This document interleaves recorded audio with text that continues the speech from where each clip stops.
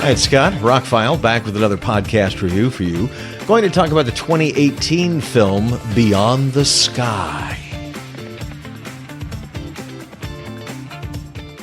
This is one of those I picked up really cheap from HamiltonBook.com, and I'm really going to have to get into some spoilers. I won't spoil the whole thing for you, but about halfway through I'll get into some spoilers because I can't really talk about the movie. It's not really a movie I'm going to recommend unless you're into the subject matter and the level of movie that it is, if that makes any sense.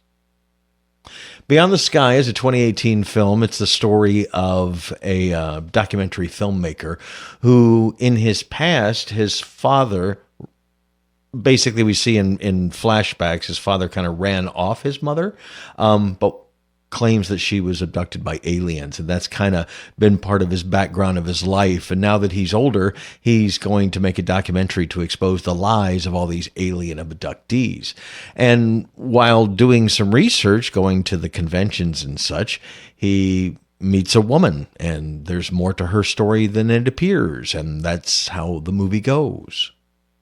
It's an American film. I thought it was Canadian. There's very little information on it. There's no budgetary information. It was the first and only movie from the director Fulvio Sestito. And it's not badly directed. All in all, it's about a 2.5 to a 3 out of 5. If you're used to watching streaming movies, this is probably in the not bad category that you might even recommend to friends. In the movie category, I think it's lacking a little bit in its storytelling, but overall, it's not bad. Ryan Carnes stars as Chris Norton. He's the documentary filmmaker, and I had no idea. He looked familiar. Turns out he's big on General Hospital. I didn't even know General Hospital was still on. Jordan Hinson plays Emily Reed, and when she appears in the movie, I'm like, oh, wow. She's the little girl from the Eureka TV show. She's grown up now. Martin Sesmeyer plays Kyle in the movie. He's one of the abductees. He's also an Alaskan, as it turns out. I looked him up. He's been in a lot of things. Don Stark is in it. He was Bob Pinciotti in the 70s show.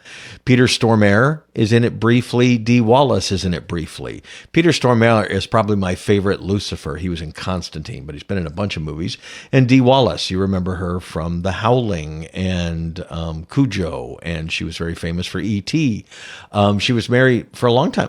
I remember because I first saw her in like The Howling, she was Dee Wallace, and then later she was Dee Wallace Stone. Well, it turns out her husband, Christopher Stone, died in 1995. So now she's back to Dee Wallace. Anyway, these are all players in the movie for long or short. Basically, they're cameos for Dee Wallace and Peter Stormare. Don Stark is in it more than I thought he would be. That's the guy who played Bob on that 70s show. He's not bad, actually, in the film. Everybody else is actually surprisingly good in the movie. So it plays out kind of like the screenplay you would think. You know, he's investigating. There's something in his past that they think his mother was abducted. He's met a woman who seems to actually have been abducted, and drama ensues. It's only an 82-minute movie, so it's not too long. The twists are a little telegraphed, a little too early. You can kind of see what's coming. But then the final twists were actually pretty well done. Special effects are pretty good, even though they tend to reuse them. This is a lower budget movie, obviously, so they have this one really great special effect. They use it 3 or 4 or 5 times in the film. It plays out like you think, and to get into why I don't think it's that great a film, I have to get into spoilers. There's a mid-plot twist. So if you this sounds like a movie you want to see, an alien abduction movie that's not horrible, stop now, go watch the movie, come back. It's available on streaming services. It's got a pretty good poster.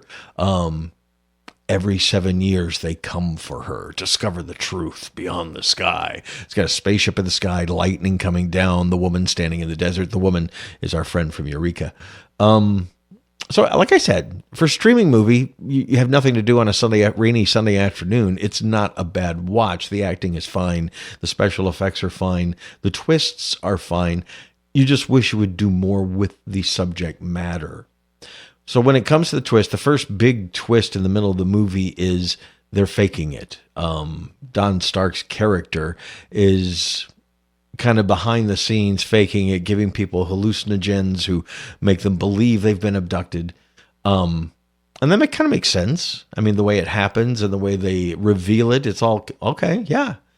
But then further into the film, we find out, no, he's faking it, but it sure does look an awful lot like what's really happening. I think maybe the director wanted us to question whether one was real and one wasn't. When they tell you the first one isn't real and they show you the second one, you question a little bit, is this really real? But then they stay in it for a while, so it has to be, right? So anyway, you find out in the last 10 minutes of the film that there are aliens involved. Like I said, it's not a bad film, and that I paid like $2.98 for it. You know, I got my money's worth. I got a podcast out of it and a review. Other than that, the larger actors who are in it elevate the film higher than the regular actors, although I thought Jordan Henson was pretty good in it. She was always good in the Eureka Show, and she's pretty good here. Ryan Carnes is trying really hard. I can imagine it. He's done a lot of TV. He's done a lot more TV. His movies have not been notable. And here he is playing the rugged, good-looking star with the rough past. I'm sure he just relished the opportunity to do this, and he does fine with the role. I think where they're all let down is the director, who was one of the 3 co-writers of the film. You know, it was filmed on location in Arizona and New Mexico. It was completed in Los Angeles. I really thought it was a Canadian film.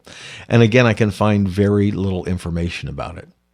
It was well shot. It was fine acted. It just didn't, jump off the screen. And in the end, it was like, okay, well, that was worth doing a podcast on, but I don't know that I'll ever watch it again. But again, your mileage may vary. This may be right up your alley if you're into these kind of stories.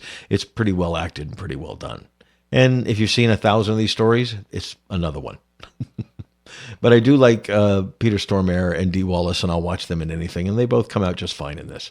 All in all, Beyond the Sky 2018, it was all right, I wouldn't recommend picking it up unless they re-release it in some 4K steelbook, but I don't know that would actually help. If you can find it for $2.98, maybe, if you can stream it for free, even better. If you're into sci-fi and alien abduction stories, it's not horrible, but there are better ones out there. I'm Scott. I'm ROCKFILE. I hear a chainsaw has started up in the background, so this will be a good test for the home studio to see if my compressor limiter will limit that out of the sound. More podcasts are on the way. Thank you so much for subscribing, liking, sharing, all the good stuff. Have a spectacular day.